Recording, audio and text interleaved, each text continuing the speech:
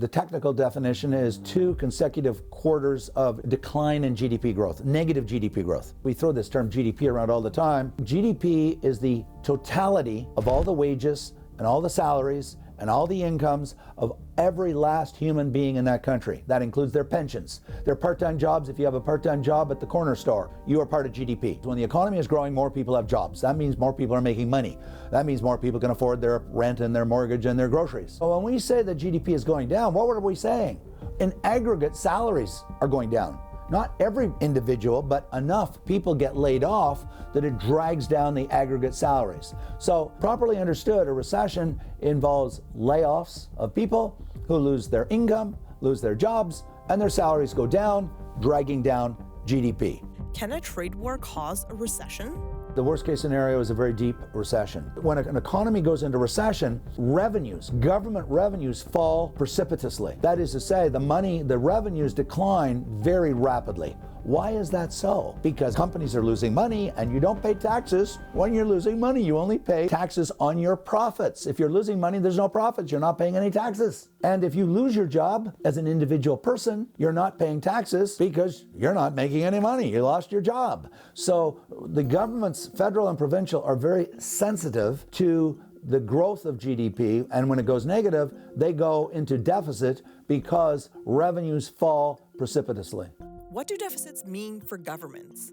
Means they borrow. The federal government has a printing press called the Bank of Canada, and the Bank of Canada can literally print money. Central banks around the world can print money that doesn't exist. I'm not going to go into how they do it. Just take it on faith, everybody. Provincial governments do not have a printing press. There is no Central Bank of Ontario. Only one central bank, and it's at the federal level. So what? When a province runs a deficit, they must go to real bond markets and sell Government of Ontario bonds, or Government of British Columbia bonds, or Government of Quebec bonds. And these are real bonds sold to real companies, often pension funds, like the CPP, or it could be somebody else's pension fund, or it could be investors who want the assurance and security of a blue chip government debtor. People and companies and pension funds buy those bonds from the province of Ontario. And people say, well, great, that's fine. Not quite, because if you become too indebted, then the bond markets can say, you know what?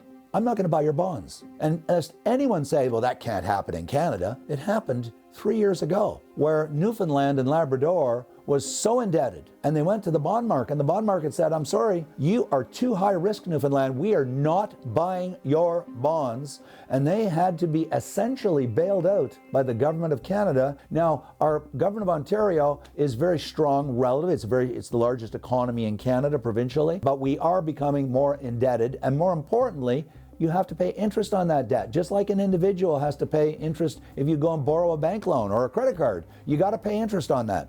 And the cost of the borrowing has been going up dramatically in Ontario and other provincial governments as they become more deeply indebted. And of course, who pays that? The taxpayers of Ontario, because we pay the taxes that pay and fund government operations. And so as interest rate payments go up, that's less money left over to pay for higher education or for healthcare and the other things that provincial governments do.